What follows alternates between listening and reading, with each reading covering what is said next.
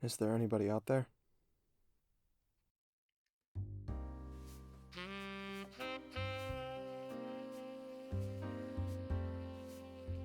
I'll never forget the sorry day that case found its way to the top of the pile on my desk. It was an unseasonably warm October day, the 2nd of the month. While I was out of the office, my friend Emily Cupcake Gaming 882 to be precise, slipped that fateful dog-eared manila folder in through the crack under the door, and ever since then, this case has completely consumed me. Opening the file, I find myself greeted with a familiar face. Mysticat, dead. And I'm just real torn up about that. I'm not worried about her, though. She's got, 7, maybe 8 more lives at this point? It's a cat thing. But someone still has to answer for her murder, and the local police of Emberton have let the body go cold. Which, I don't know if you know, is sort of my whole thing. So if anyone's gonna solve this case, it's gonna be me. In my last video, I discussed the history of Minecraft storytelling at length, a history I concluded with the release of the first episode of Whitepine. I did this intentionally because I sincerely believe that Whitepine is the single most significant achievement in the history of Minecraft as a storytelling and filmmaking medium, and we're only on episode 2. Whitepine is a 2024 period drama serial written and directed by IvoryTV. It is the story of a mysterious young maid assigned to work for a wealthy manor that is, if not literally, then figuratively haunted by shadows of the past, hers and everyone else's. Ivory's command over her craft is downright masterful for a directorial debut. Every shot is immaculately framed to create an ever-growing sense of dread and unease, even before you consciously understand why. It is intensely and intentionally atmospheric. Everything from the muted whites and murky haze of the color grading to the original piano pieces Ivory composed and performed for the soundtrack contributes to the creation of an almost singular style. The mise-en-scène magnificently recreates the story's period setting, creating a disconcerting and disturbing malaise of mystery within the Whitepine Manor as we wind through its labyrinthian halls, our only guide just as hopelessly lost and alone as we are. From the moment we first set foot in the manor, we cannot help but feel that something is wrong, very deeply wrong. Shots linger for several seconds too long in the edit, heightening our senses and calling attention to the deafening silence. That, or they're framed at unnatural, uncomfortable angles, creating the sense of claustrophobia and suffocation that screams off the screen. But we are given no means by which to identify what we know to be instinctively wrong, until, in a terrible moment of clarity, the static composition of the series is shattered, and in a dizzying rush, we discover that our worst fears have come to pass, our suspicions sadly confirmed. The manor is indeed not what it seems, but its hollow halls are so dark and deep, with so many winding twists and turns that it seems almost impossible to unravel where one mystery ends and another begins. Knotted and gnarled, this tangled web of twisted intrigue at the very core of Whitepine must be unraveled. So let's start teasing apart the frayed ends of this knot of deceit, to liberate the string of truth. Because only by undoing the twists and smoothing out the turns within the story can we reveal its true form, the simple truth, a straight line of causality that ties the very soul of Whitepine together. Only by following this string of truth can we pursue the perpetrators down the path of darkness where they tread, bring the victimizers out of the shadows, exposing them to the light, and bringing justice to their victims. We'll begin this investigation by ruling out what I've determined to be extraneous information as it pertains to the purview of the actual case in question, the murder of Misty. This will hopefully also help us paint a picture of Ivory as a storyteller and a director, a helpful perspective to have when trying to solve this puzzle she's constructed. Then we'll walk through the events that take place leading up to and during the murder, in order to establish an accurate and appropriately detailed picture of the facts. Just the facts. Next, we'll run through a few current competing theories about the crime, debunking these sham suppositions one by one, and, when we have observed the trajectory of gravity's rainbow and strolled leisurely to the terminus of its arc, the truth will be revealed to us, and the mystery of Whitepine will have been unraveled. So, snap your suspenders, don your dusters, doff your deerstalkers, and smoke your cigars if you've got 'em, because there has been a murder in the place between the pines, and the game is most certainly afoot. Let's see if old Frostbyte Freeman can't crack open his third eye to see the future of the past one more time, eh? Let's unravel the mystery of Whitepine. Look, I understand that this is amusing for you. Why was I hired? Why would someone hire me? Now, with the entire solution in my field of view, the arc of this case is a tragedy of errors. Sergeant, has this lady actually been arrested? Well, she'll be charged as soon as we... No, Sergeant. No. Before we talk about Whitepine, we have to talk about Whitepine as it exists situated within the broader context of Ivory's body of work, in order to address any potential overarching lore implications. Thus far, most of the serious theorization about this serial hasn't happened on YouTube, but rather Discord, and many of these theories place what I believe to be undue importance on these perceived connections in the lore that link Whitepine to the narrative of Ivory's other videos. Throughout the runtime of this video, I'll be regularly referencing findings from the Whitepine theory doc, written and compiled by Dvorak et al. It's an incredible resource, it's the top link in this video's description for a reason, and I'm very grateful for their hard work, which I'll be drawing from liberally here and there within the course of the video. And compared to a lot of the other YouTube theory videos on Whitepine that I've seen, the theory doc seems much more meticulously researched and significantly less reductive than any other community source. But when much of the formal analytical work on the project of Whitepine seems dedicated to the timeline rather than the text of the series itself, I feel it behooves me to attempt a minor course correction for the sake of the broader space. The central claim of the argument is that the Ivory Frills video Killing God and the other hidden lore videos it spawns seem to be linked to the story of Whitepine. Somehow. How exactly it is they're linked, though, isn't exactly clear, and there are several competing theories. Killing God starts out as a fairly average survival SMP video. You know the type. Dangerous, new anarchic Minecraft server, YouTuber trying to take over for the sake of creating content, that sort of spiel. But about halfway through, the entire thing comes careening off the rails when Ivory sighs with defeat, refuses to engage with the insipidity inherent in the form, and suddenly finds herself trapped in a mysterious spruce forest to serve a sentence of penance. It's here where we are introduced to Ebony, Ivory's inverted alter ego, and the warden overseeing her self-imposed exile, since said exile is literally being imposed by herself. To escape the forest, Ivory gives her photosensitive viewers a warning, then snuffs out the flickering flame of a candle. What follows is essentially Kubrick's Stargate sequence, but on speed and in Minecraft, complete with a modern bass-thumping cacophony to replace the classical choir of discordant screaming. And then, obviously, she tries to kill God, and the video resumes more or less where it left off with a more traditional and less esoteric gameplay-based narrative. However, the plot thickens when, at 12 minutes and 30 seconds in, theorists discovered that by cranking up the exposure, the word Whitepine became visible on screen, potentially linking the spruce biome seen in Killing God to the forest of Usherwood that surrounds the manor of Whitepine. Or so the argument goes, anyhow. The connections don't stop there, either. In a hidden lore video titled 1, discovered just prior to the release of the first episode of Whitepine, the collaborative team behind the theory doc uncovered a hidden video on Ivory's channel that showed Ebony leading Ivory back out of exile through the void and towards the only landmark in sight in this blinding, barren wasteland, the hallway of the Whitepine Manor. Now, much of the theorizing around Whitepine has been context-dependent, trying to establish a timeline out of these videos or piece together a concrete order to slate Whitepine into the rest of Ivory's forays into storytelling through her more conventional Minecraft content. But what I want to do is, for just a moment, take a step back and take our bearings. Because while these connections are undeniable, I don't think they necessarily imply the existence of a shared canon.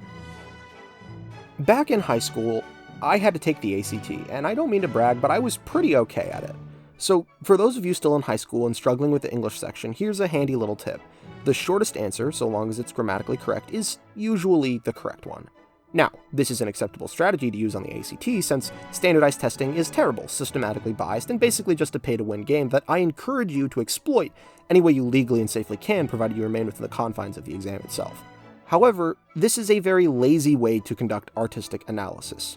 I concede that, but I mostly mention this humorous anecdote as a way to introduce the principle of Occam's razor, the logical instrument with which we'll be cutting through excess extraneous information for the purpose of theorization, because here, the answer that requires the fewest number of explanations is also usually the correct one. More seasoned Whitepine theorists than I would decry my stance as reductive, what they call a null truther, but I want to qualify the usual null stance with a bit more nuance. Killing God and One are still connected to Whitepine, but these are materials that surround the main text, provide us with thematic context to deepen our understanding of how Ivory views her own work. Remember, in my last video, I said the thing that makes Whitepine so special is that it's using Minecraft as a filmmaking and storytelling medium, completely outside of the conventions of the game itself. We're not watching a story about an SMP or a survival server, we're just watching a story, and the form it happens to take is blocky and pixelated. And if this series is as good and as smart as I think it is, and I think it is, then binding itself to the constraints of the story of Killing God, binding it back to actual gameplay and all that entails, would be a misstep.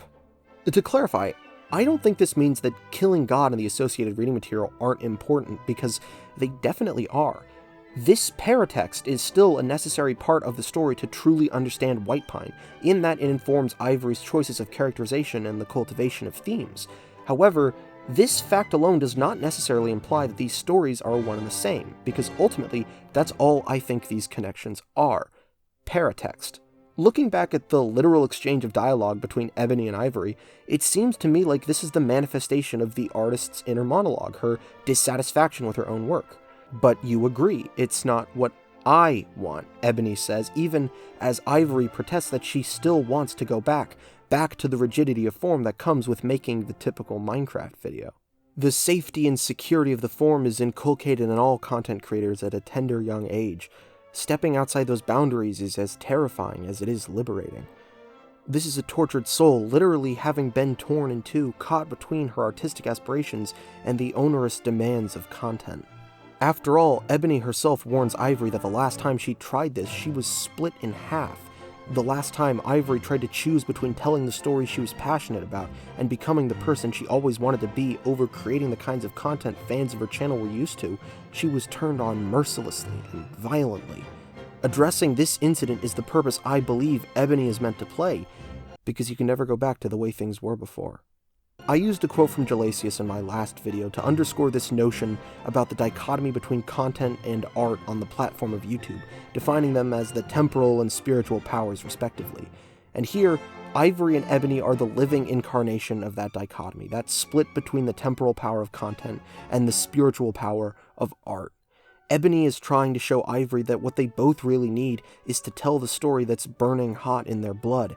They need to tell the story of Whitepine. Killing God is a metaphor, and that means it only runs tangentially to the story of Whitepine, not literally a part of its text, but rather a skimming across the surface, contact at this pivotal point which colors our perception. Killing God is not a literal but metatextual story, and this metatext in turn becomes the paratextual predicate for Whitepine. It's very Bukowski-esque in a way. Like the poet of the Unwashed Masses says, unless being still about it would drive you to madness, or suicide, or murder, don't do it. Unless the sun inside of you is burning your guts out, don't do it. When it is known to you truly, it will do it by itself, and it will keep doing it until you die, or it dies in you. There is no other way. There never was.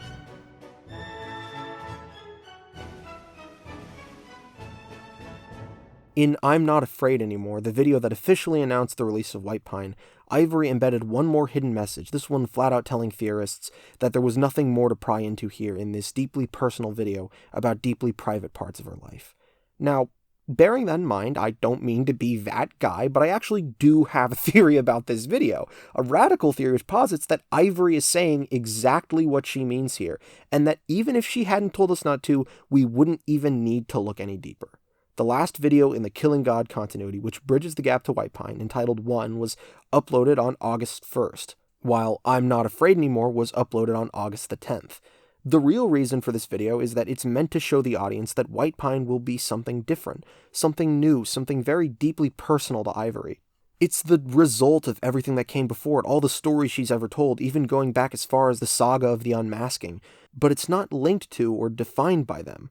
Obviously, these ideas of trauma, dysphoria, depression, and repression that Ivory invokes here are very deeply ingrained into the narrative of Whitepine, if not literally in the text, then in the themes she wants to explore as a storyteller. But all of this operates on the paratextual layer of the narrative, not on the level of the literal. Like the man from another well-known White House famously says, "Don't overthink it. Don't overthink it." Similarly, we're not going to be making the mistake of assuming supernatural activity right off the bat just because Ivory's past work has featured those ideas prominently. Until proven otherwise, it makes more sense to simply work with what we know to be true within the literal text of the series. And right now, that text informs us that it makes more sense to treat Whitepine like a perfectly normal period drama thriller. Going too far into speculation about monsters in the woods or deities in the walls feels like unfounded extrapolation to me at this point, and I wouldn't be comfortable making that assumption until it's properly warranted. We simply don't know enough to know enough. Besides, literal supernatural elements would feel far too literal to me, when this serial seems to be dedicated to the monstrous and barbaric nature inherent to man. But then again, my favorite Scorsese joint is silence, so what do I know? Speaking as someone with their own theological hang-ups, though, the profound absence of God, or any god for that matter, in Whitepine is infinitely more than the existence of a god ever could. God may not have left Ivory broken, battered, bloody, and bruised to die in the forest where Minotek found her, but he might as well have. So, for the purposes of this video, we'll be operating under the assumption that this is a period thriller and nothing more. I don't think the arguments for external connections to the broader lore are narratively compelling enough to warrant a further discussion at this time, but as the series goes on and more pieces of the puzzle are revealed, that may still change. I can admit when I'm wrong, but right now, I think the connection between the Killing God canon and Whitepine is thematic rather than textual. And, more importantly, even if the literal textual connection between Killing God and Whitepine had already been proven beyond a shadow of a doubt, I still don't think this layer of the story is especially helpful in analyzing the scene of the crime. So that's why, for this video, we'll be sticking to the facts as we know them to be. If you're a timeline truther, I apologize for potentially alienating you with my analysis. You can take issue with me limiting the scope of this investigation, and that's perfectly valid, but if you stick around, I hope you'll come to see the validity of my methodology. Once again, I don't mean to besmirch the impressive work done by the theorist community. I just think that for the purposes of this video, it's important for me to narrow the scope of my investigation. Again, my sincerest thanks to everyone who contributed to the Whitepine Theory Doc. Hopefully you accept my analysis in the spirit with which it was intended. You've all done excellent work, but I'll take it from here. Gotta do my own thing, you know? Because I think there's a couple key details that have been overlooked by the local yokels and law enforcement. Details I want to call attention to myself. For instance, what's up with the house? I've already mentioned briefly in this video how I absolutely adore Ivory's cinematography. Stuff like the shot of that lone, pale figure standing starkly against dark, towering walls of pine. But frequently, whenever she's shooting inside the actual manor of Whitepine itself, her normally clean, composed, symmetrical framing goes high and tight, taking on these awkward and uncomfortable angles. But why? I mean, the great thing about Minecraft as a filmmaking medium is that the camera doesn't need to take up any physical space whatsoever, so you can put it pretty much anywhere. And this isn't just the result of apathy. Ivory's an artist, and the thing I've praised most about her work to present is its intentionality. So why would you deliberately choose to frame a shot like this? It isn't just that Ivory is trying to make the frame feel claustrophobic and cramped, although that is part of it. She's also going out of her way to deliberately obscure the geography of the mansion's interior, to try and make it feel sprawling and maze-like to underscore how hopelessly lost, overstimulated, and overwhelmed our protagonist is. That's the purpose of the door montage in episode 2, too, and the reason why the piano track in the audio mix bleeds over the actual dialogue. It's meant to portray Whitepine as sprawling and intimidating, too big to be understood, too multifaceted to be mapped. And if she is using all this visual trickery to obfuscate the true nature of the manor's layout, that must mean that spatial geography is important, really important, to unraveling the truth of Whitepine. But with the filmmaker herself actively trying her hardest to hide the house's secrets so she can slowly reveal them one by one as the character she plays delves deeper down into its depths, How are we supposed to wrap our heads around its spatial geography? The only way to solve this murder mystery is to investigate the scene of the crime itself. But that would be impossible. I mean, it's not like I'm just going to build a fully furnished replica of the mansion's entire first floor just for this video, right? Right? But I think I've talked enough. So instead of saying any more, instead of telling you why Whitepine is so great, I'm just going to show you.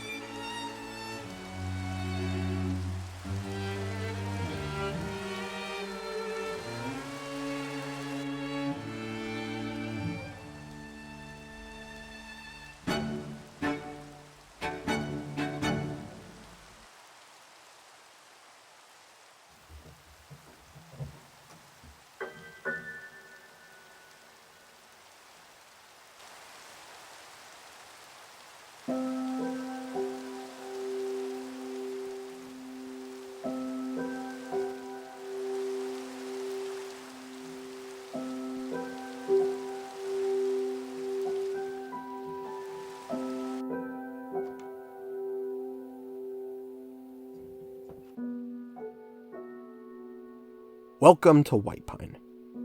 Before we begin, I want to stress that this is a very crude model of the manor's first floor. It's not a perfect one-to-one recreation, since there were at least a couple sections where I flubbed the exact dimensions, and a lot of the relevant decorative and textural details weren't perfect replicas. But for our purposes, it'll suffice in relatively communicating the spatial geography of every major location relevant to the scene of the crime. I only wanted to include details, elements, and rooms that I was almost entirely positive I could piece together in order to reduce the amount of geographic guesswork being done. This is by no means perfect, but I think I've produced a reasonable enough approximation here. If I'm wrong, though, this entire theory falls apart, so I encourage you to be very vocally critical in the comments section. Got it? Good. Okay. Now then, with that out of the way, let's begin. We're going to reconstruct the timeline of events leading up to the murder, which, for our purposes, begins with Ivory being found in the forest by Minitek. By analyzing secret messages encoded in the promotional images prior to Whitepine's release, the theorist community was able to uncover a secret map posted to Planet Minecraft by an obscure alt account. And on that world, located in a chest, is a book which contains a transcript of Ivory's body being discovered, prior to the events we see depicted in the pilot episode. A reading of that transcript will follow.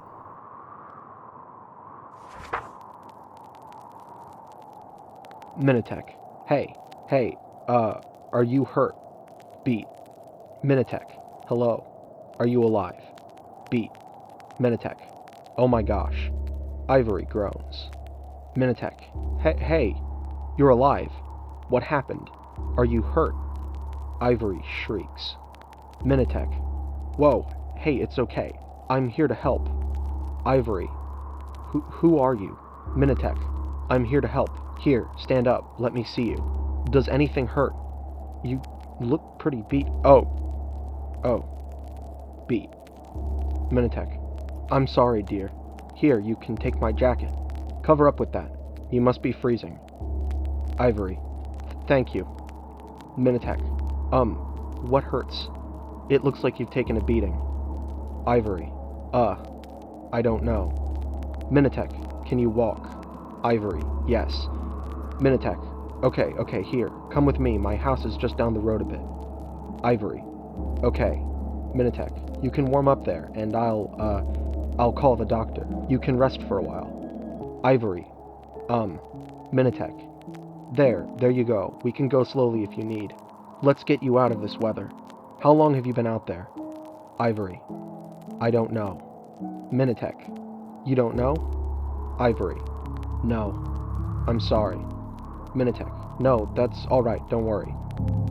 Let's just get you warmed up. We'll be there in a few minutes. Beat. Another beat. Ivory. Thank you, sir. After this, Minitek leads Ivory back to his home, where she receives medical attention. Sympathetic of her circumstances, Minitek pulls some strings and procures for her a place of employment and residence at Whitepine Manor, working as a maid for the Hemlock family. Minitek finds Ivory in the woods outside Gristle, a city within the broader polity of Hale. However, it is unknown if these woods are a completely separate entity in of themselves, or simply a small swath of the broader forest of Usherwood that surrounds the city of Emberton, where Whitepine Manor itself is located. This brings us to the beginning of the first episode, with Ivory and Minitek boarding the train from Gristle to Emberton. Based on lighting and context clues in the script, we can assume they leave late in the evening, traveling through the night and arriving at Emberton early the following morning on the day before the murder takes place. Arriving at the manor, Ivory and Minitek meet with Clown Pierce. Here we get our first piece of context from the script that suggests this scene takes place early in the morning. Minitek mentions Ivory stayed up all night reading after he suggested she should try a book just to take her mind off things for a while. After dropping Ivory off and leaving her in the care of Mr. Pierce, Minitek departs. Clown briefly gives Ivory a tour of some of the servant quarters, which are predominantly located on the right side of the manor. She is introduced to Sir Raptor, with whom Clown delegates the task of showing Ivory the ropes. Sir Raptor takes Ivory around the manor as the clouds begin to part and the first rays of morning's light filter in through the manor windows. Presumably on the second floor, where I don't know enough relative positioning to be comfortable building just yet, we see Hemlock family scion Pyrocythe vomiting surreptitiously into the toilet, pointedly dodging the concerned questions of his maid, Mysticat. His mysterious affliction having awoken him early, Pyrocythe bumps into a dallying Sir Raptor and Ivory, but generously elects to ignore them, allowing the duo to go on their way without repercussion. We then meet Pyro's siblings, Izzy Hemlock, Moo Hemlock, Vi Hemlock, Zamuel Hemlock, and their dismissive and distant father, Lord of the House, Zombie Hemlock. Returning to the servants' quarters, Clown pulls Sir Raptor away to help Ashwag with moving a shipment of some sort, and dismisses Ivory from duty to let her get more acclimated to the servants' quarters. Meandering through the manor, she bumps into a butler, Ivo. Asking him for permission to go outside and just see the grounds, Ivo responds, Sure. I'm just a butler. Ivory then takes a stroll through the garden. Based on the length of the shadows outside, the fact that we've already seen breakfast being served, and the time that's elapsed since then, we can assume that this takes place around the afternoon. We can also use this to determine the direction of the mansion in terms of its eastern and western positioning. Heading back inside, Ivory discovers a dark and secluded stairwell that leads down into a cellar storage room. Behind a series of double doors, she discovers a grand piano, which... that's not right. My apologies, everyone. I did say this was a rough model of the manor, after all, but, I don't know what's gone wrong here.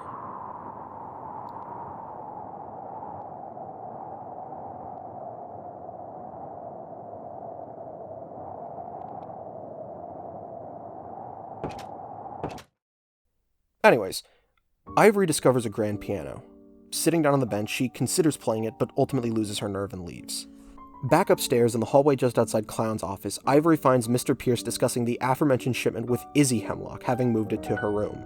Ivory asks Mr. Pierce if she can play the piano, and is initially forbidden before Izzy gives her permission. Clown tells her she can only play it while not on the job. Later in the day, during dinner time, Ivory is introduced to the rest of the servants by Ross, formally meeting Concha, Lopez, Misty, Div, Ivo, Bit Otter, and Maddie in a blur. After this, she and Sir Raptor retire to their quarters to sleep. Ivory asks when the earliest she can leave the dormitories is. Sir Raptor hazards a guess of 6 in the morning. Because Ivory is basically murder mystery Amelia Bedelia, we'll be sticking with this number for our timeline. Ivory and Sir Raptor go to sleep, and thus ends the day before the murder. The following morning, sometime before the rest of the house arises, we'll assume 6, Ivory awakens. Descending down the stairwell, she heads back down to the basement to play the piano, heeding Clown's orders not to play while on the job. That's odd. I can't place any blocks here, but I can't walk over the gap either. It's just, a void. Apologies, folks. This is terribly unprofessional of me. I'll try to get this sorted out. After taking breakfast, we see Pyrocythe, Izzy, and Moo Hemlock all retiring to the study in order to partake in some leisurely early morning reading. We can assume the study is located on the right side of the first floor, just behind Mr. Pierce's office, by using the windows to determine relative positioning.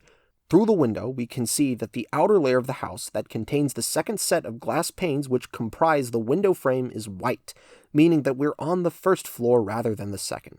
Furthermore, the bend of the driveway outside betrays its positioning on the manor's right side. This, in turn, allows us to establish the spatial geography of just about every room on the right side of the first floor, while we can only guess as to the layout of the left side and second floor. Now, with all this background out of the way, let's discuss the events that take place during the discovery of the body.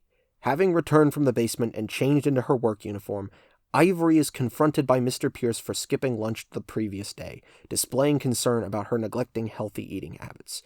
They are standing in the corridor outside the servant dining hall. 55 seconds before the discovery of the body in video time, which we assume to be at least relatively close to the real-time progression of events due to later context clues, Bit-Otter walks past Clown and Ivory and into the dining hall. Clown takes Ivory with him to sort the mail in the kitchen, where we see all of the servants currently hard at work. She reads a mysterious letter from the Honors Emberton Libertarian Party, an acrostic for help. Clown confiscates the letter from her immediately. We then hear a muffled, high-pitched scream. This is met with confusion by the staff, who are unsure of what they have heard.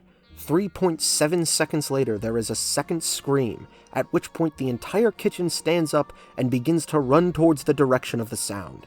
Here, the normally static, stationary, and squared-off framing of the episode is completely broken, as the camera simulates the transition to handheld, shakily following after Ivory in an extended runner through the walls of the mansion. And although this choppy sequence rotates impossibly in motion, another attempt to disorient the viewer and make the mansion feel winding and labyrinthian, this sequence is actually the single most helpful piece of evidence for understanding the layout and spatial geography of Whitepine. So to understand the anatomy of this crime scene, let's walk through the discovery of the body for ourselves in first person. We start in the kitchen. Taking a right, we enter a window-facing corridor full of shelves with assorted supplies. Traveling down this corridor, we take a left and come to the entrance to the servants' dining hall, which is just in front of the stairwell which leads to the servant dormitories upstairs and the basement downstairs. Taking another right, we cut through the dining hall, taking another hard right into the laundry room, then a left into the hallway. We follow this hallway into the mangrove wood corridor that links Clown's office to the Hemlock's study, and take a right through the doors and into the grand foyer of Whitepine Manor, where we discover the body of one Mysticat upon the central dais of the grand stairwell, face down in a pool of her own blood. Ivory walks to the foyer slower than anyone else, meaning she is the last to arrive. Through her eyes, we can see all the other servants having already gathered around, along with the 3 Hemlocks established earlier to have been in the study that morning. The time on the clock suggests Misty's body was found dead before noon, but after breakfast, any time from 8 to 10 o'clock.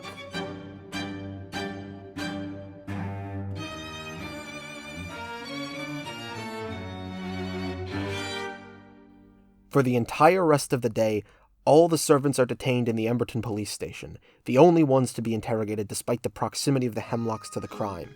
Through this, we learn that Bit-Otter, who was seen entering the dining hall corridor that led to the foyer, was the one who discovered Misty's body. From this information, we can make several assumptions. First, due to the short duration of time between both screams and the similar sound of the voice, I presume that both of these screams came from Bit upon his discovery of the body.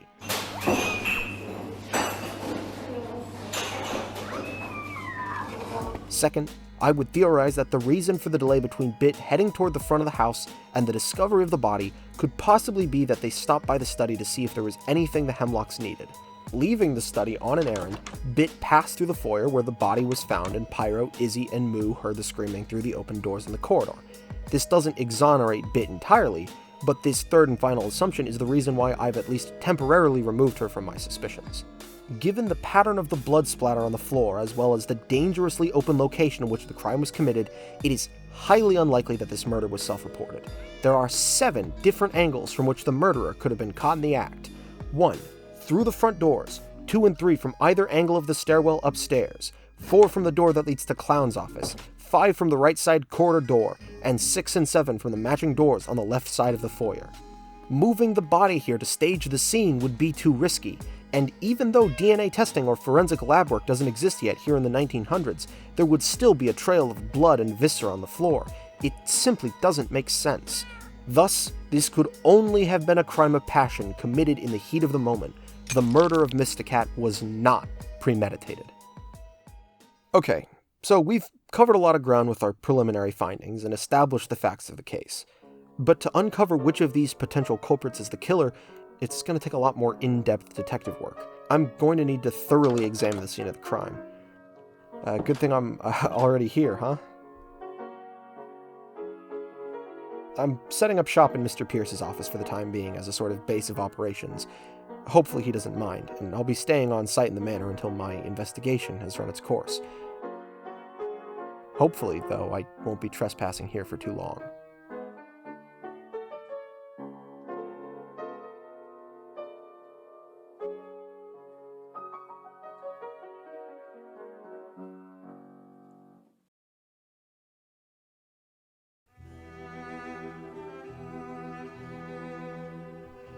So, it's been about a week, I think?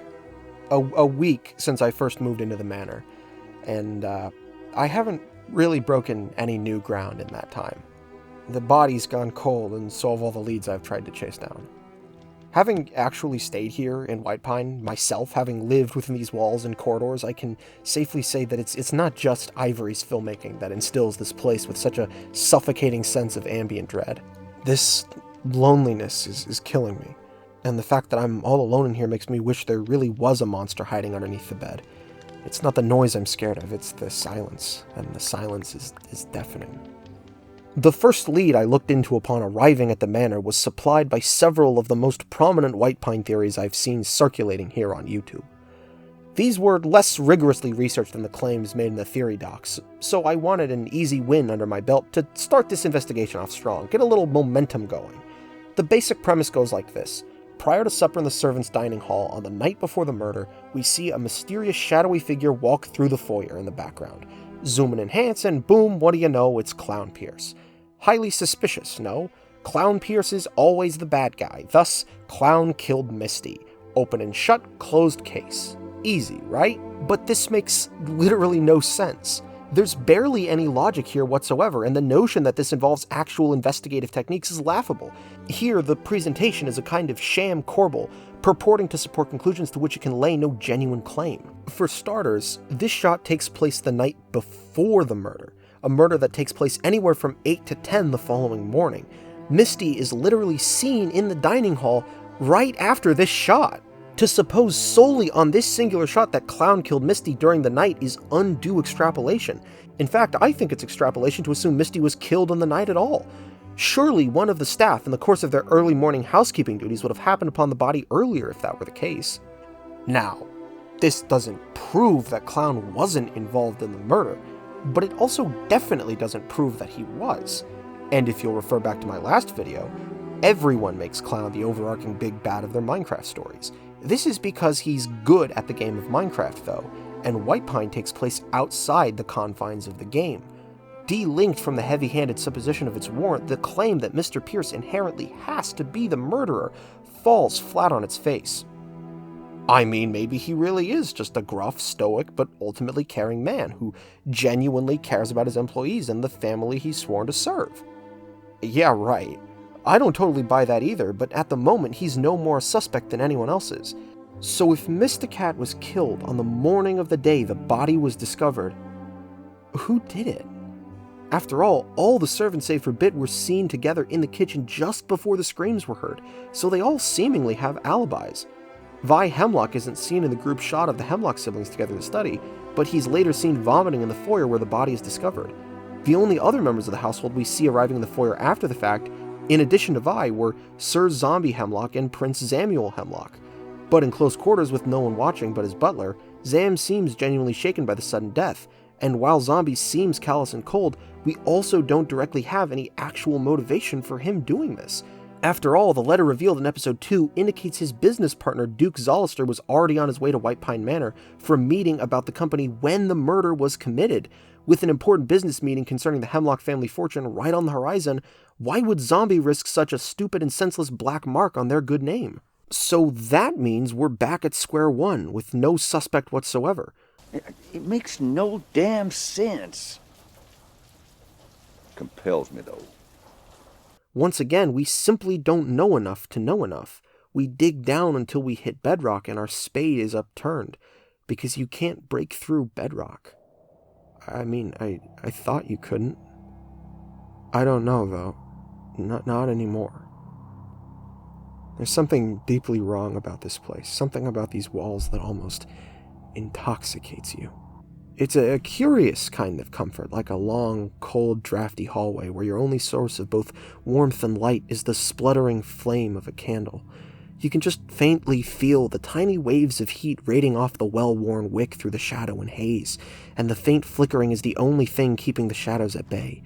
In that regard, it is a comfort of sorts, I suppose, but the slightest gust of air will extinguish those final, dying embers of hope. And then you'll be alone again, in the dark.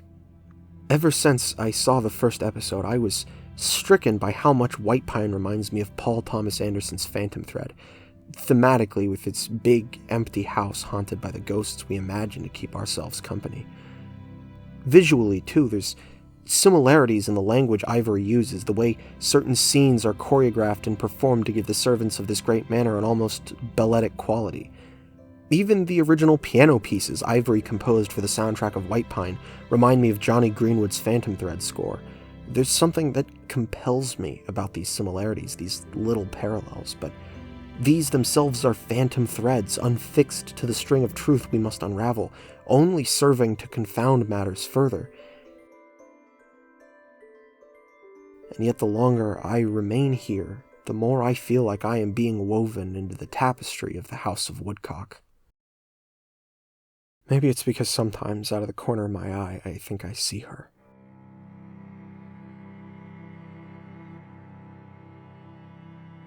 In the corner of the room or through the window outside at the edge of the woods, just standing there, a blurry silhouette, that lone, pale figure standing starkly before those dark, towering walls of pine. Is she there? Is she always there? I have so many things I want to ask her, but I don't understand what she's saying. I can't hear her voice. I want to ask her why I can't fill the void. If I could fill the void, maybe I could understand. Maybe I could reach the piano. I don't go down in the basement. I'm worried it's still there. Sometimes I don't even think about it at all, so maybe that means it isn't. But I can only know if I look, and every time I look hard enough, I think the result is the same. So now I don't look. If there's any clues down there, I'll never find them.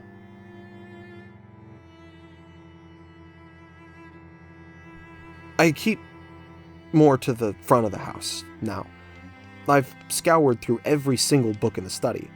They're all blank, though, because I have no idea what any of them actually say, or if they even say anything at all. Searching through Mr. Pierce's office provided some more interesting results, at least. I found several copies of the most recent editions of the Emberton Wire, the local rag. The latest events of Emberton, unbiased, it says. Perhaps it behooves me to learn more about the local happenings leading up to the day of the murder. Maybe that might shed some light on the situation. The first issue tells the story of one Lee Richard Silvers Jr. leading a hunting expedition into Usherwood. Zam mentions to Pyro over the Hemlock family's breakfast that there's going to be another hunt soon. Is this one of the Silvers families hosting? I file that surname down as another curiosity in my ledger, next to the names Hemlock and Zollister, the upper strata of society here in Emberton. Add to that the mention of a character named Lucas, whose party Zam is attending the night after the murder. The only other story in this issue of The Wire, given less attention than this noble boy's flight of fancy, is the story of a dedicated factory worker being offered a promotion after 11 years of labor, and refusing it to remain within the rank and file of his station, in addition to a few little asides about the stupidity and weakness of the working class, and the profound absurdity of the suffrage movement. Slowly, a blurry picture of society within the polity of Hale is beginning to emerge. The second issue of The Wire concerns the murder at Whitepine, featuring baseless editorial speculation as to the killer's identity by whoever wrote this tawdry excuse for a column. Was it a fellow jealous maid, an affair gone wrong, the Emberton Wire inquires? The murder of an innocent feline/woman is treated like little more than a tidbit of gossip, a garish and grotesque miscarriage of justice. With that sort of attitude, no wonder local law enforcement has been so indolent in their insincere efforts to solve this caper. Bormetheus and Rekrap's only real suspect at this time is Ivory herself. After all, it was only her first day on the job. But she had been playing piano since 6 in the morning, and likely working the entire time afterwards. There's no means, there's no opportunity, and there's certainly no motive to speak of. She had only just met Misty the other day, and the maid was nothing but kind. We still can't rule her out with absolute certainty due to how little we truly know, but she's just as likely as she is unlikely. The final issue of The Wire is more to do with the murder. Again, stoking the fires of class tension, the editor claimed that based on their, quote, very likely assumptions, this crime was likely perpetuated by a fellow servant, another jealous maid, or an affair with one of the butlers, perhaps a rivalry between the women, or, one of our favorite theories, all of the servants killed her at once. Perhaps that was why she was stabbed so many times. So what then? Again, bedrock. Again, our spade is upturned. The only conclusion, we don't know enough to know enough. Maybe it really was all of them. Maybe it wasn't any of them. Maybe it was a monster. Maybe we don't know. Maybe we never will.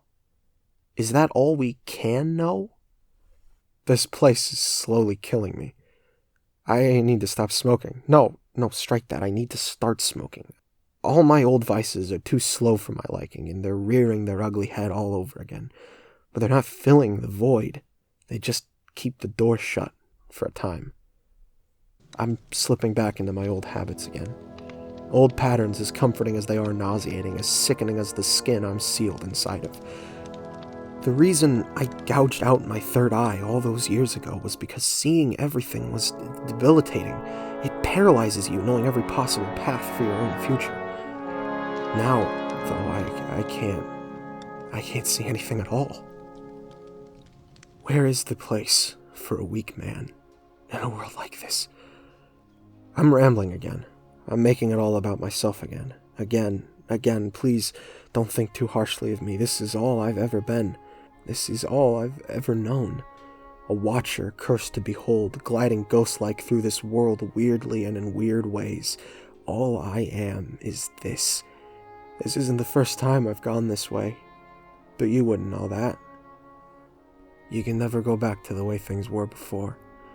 I thought that if I just attacked this case hard enough, hit it with everything I've got, then the firmament would shatter, the facade would crack, and the torrent of truth would come pouring through. I thought that if I just hit it hard enough, just once, in a single terrible second of clarity, would all just make sense. I thought I'd find it if I came here. How long have I been here? Am I even here at all? Have I always been here? How long is a second in eternity? There's this mountain of pure diamond. It takes an hour to climb over it and an hour to go around it. And every 100 years, a little bird comes along and sharpens its beak on the peak of the diamond mountain. And when the entire mountain has been chiseled away, the first second of eternity will have passed. You might think that's a hell of a long time. Personally, I think that's a hell of a bird. Maybe I've got it all wrong. Maybe I've had it wrong since the start. Maybe I can't solve this case all in one go. And if I can't, and I don't know any other way, maybe I can't solve it at all. Hell of a bird. Ostravi trag, Ivory. Ostravi trag.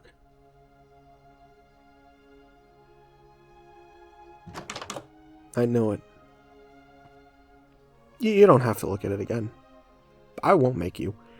It's unsightly, that thing, and I apologize profusely for even showing it to you in the first place.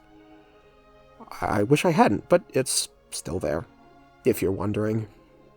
Still a void. Still exactly where it was. Maybe it's exactly where it's always been. Maybe it's always been there, even before I knew it. I can't play the piano. I can't play the piano, so I think I need to leave. I don't belong here. This isn't my house. This isn't right. I'm so sorry.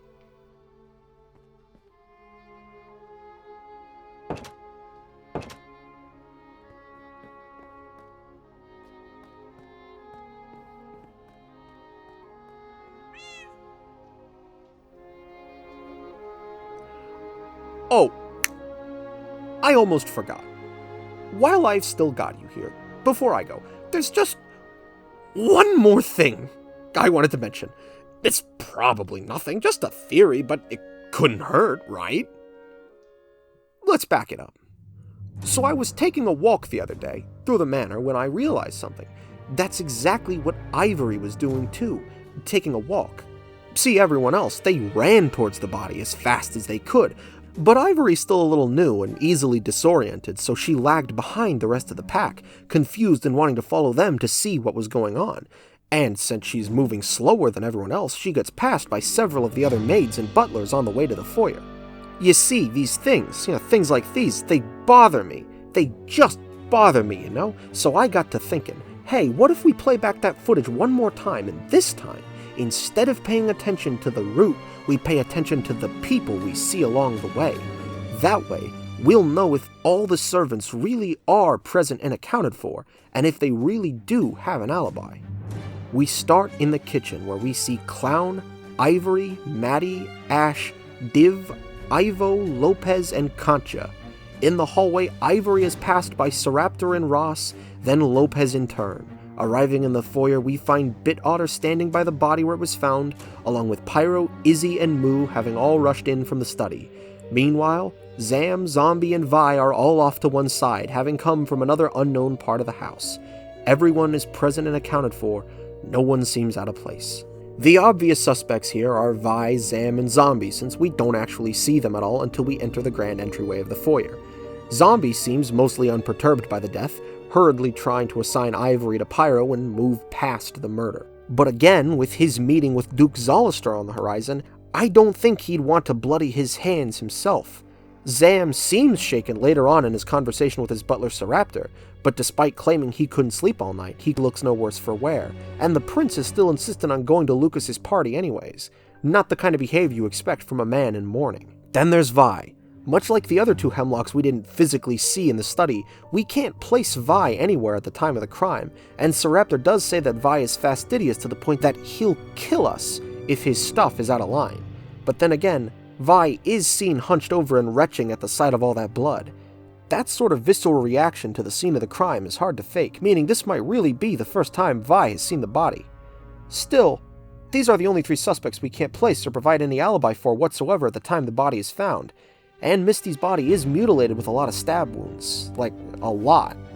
Plus, with the way the Emberton Wire treats class relations in Hale, it seems to me like every member of the aristocratic upper echelon is automatically treated as being beyond suspicion in criminal matters.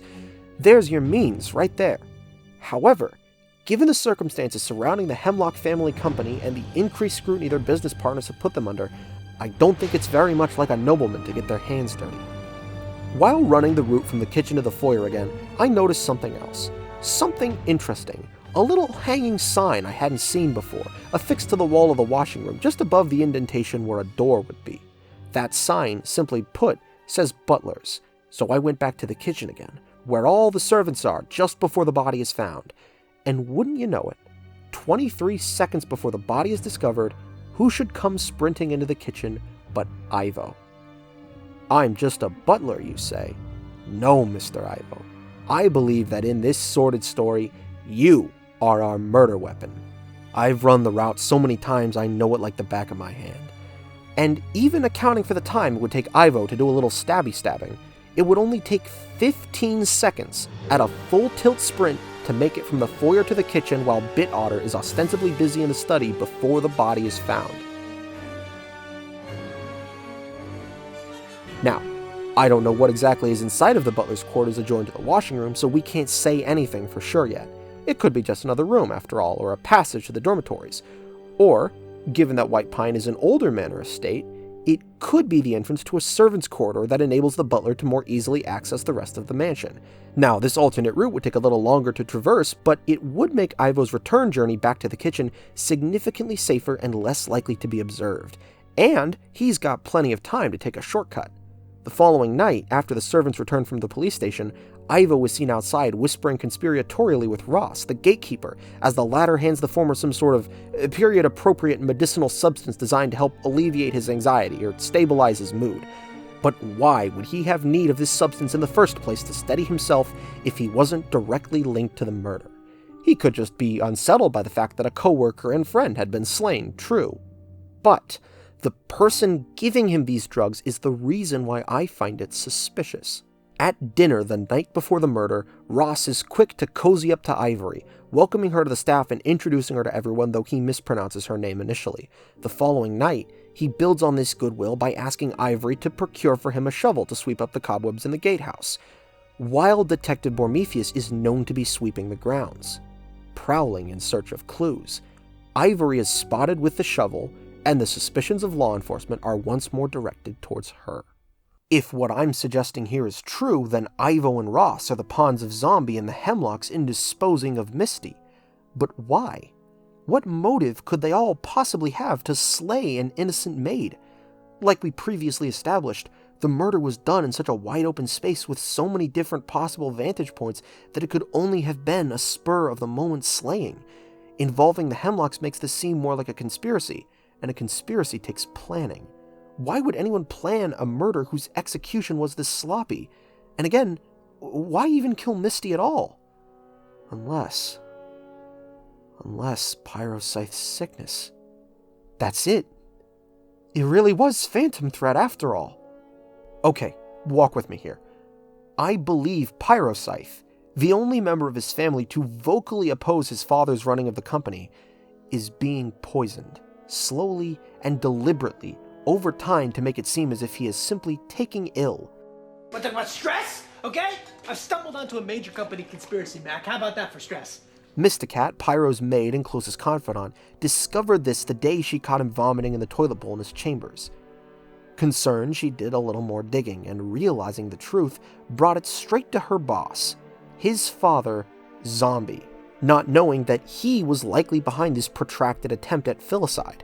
Learning of this and receiving Misty's report late in the evening, Zombie has to hurriedly find a way to remove Mysticat from the equation. Perhaps he confers with two of his children, Zam and Vi, to determine the best course of action, or perhaps he undertakes this dastardly deed alone.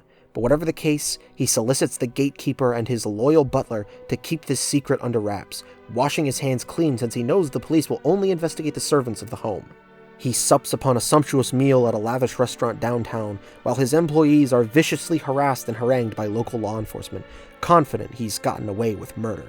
And all the while, in the background, a plan has been hatched to ensure the success of this sordid scheme, a plan to pin the crime on the manor's newest maid. But if that's the case, how deep does this conspiracy go?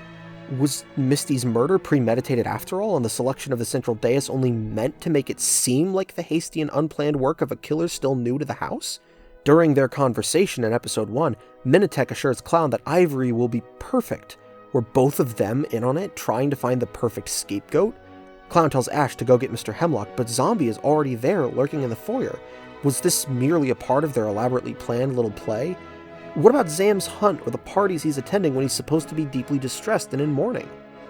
The more you think about it, the more you realize we know next to nothing about the mysterious Hemlock family Ivory has been conscripted to serve.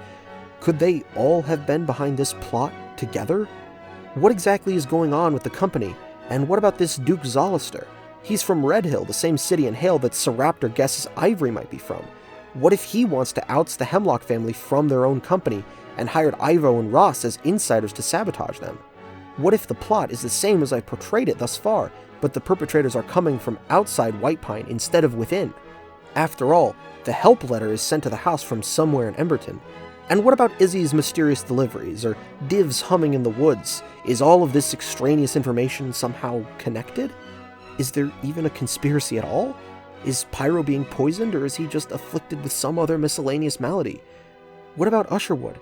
And what about the supernatural elements we mentioned at the very start? What if all that still factors in? What if I'm right? What if I'm wrong? What if I never learn to play the piano when the void in the basement never closes? Well, we don't know that it won't. But we also don't know that it will. We don't know enough to know enough. Not yet. All of this is just speculation. So let's focus on what we do know. Let's return to the facts as we currently see them. God, you're not much of a detective, are you? Well, to be fair, you make a pretty lousy murderer. Perhaps we deserve each other.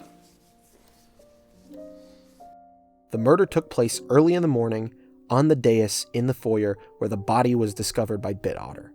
Unless and until proven otherwise, the killing was not premeditated due to the preponderance of evidence supporting this position. The only people in the house without an alibi at the time of the body's discovery are Ivo, Zam, Vi, and Zombie. The three Hemlocks unaccounted for may or may not be connected, but it seems unlike them based on what we know to do the dirty deed themselves. Ivo is the only one of the servants who had the means and opportunity to kill Misty on the stairs. We're still at the point in this murder mystery where nothing can be proven just yet, where nothing is set in stone, where there's no such thing as concrete evidence. But I've got my suspicions. I've got me a hunch. So in conclusion, the butler did it, in the foyer with a knife. But hey, that's just a theory. A frostbite theory. And this is far from over. We're not done just yet. Oh, what? You thought someone else was gonna crack this case? Please. This city's corrupt. It's been corrupt. The bastard cops in the pockets of private interests. Emberton has been bought and sold to the highest bidder. An innocent cat girl has been killed, and another one might still hang for a crime she didn't commit. The law can't solve this case. The law lacks the means to bring those responsible for this heinous atrocity to justice. And that's where I come in. A private eye, a third eye, the watcher behind the veil, the man living in the walls. There is no other way. Not for me. There never was. Let justice be done, though the heavens fall. I am what I have always been.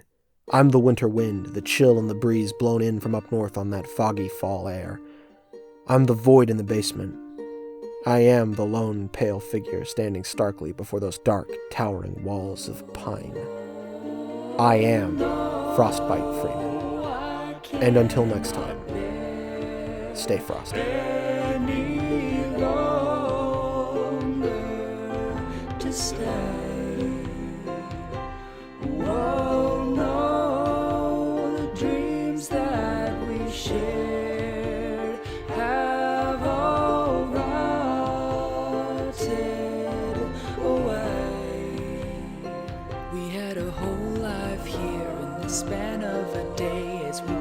By the light of that open doorway, the time marched on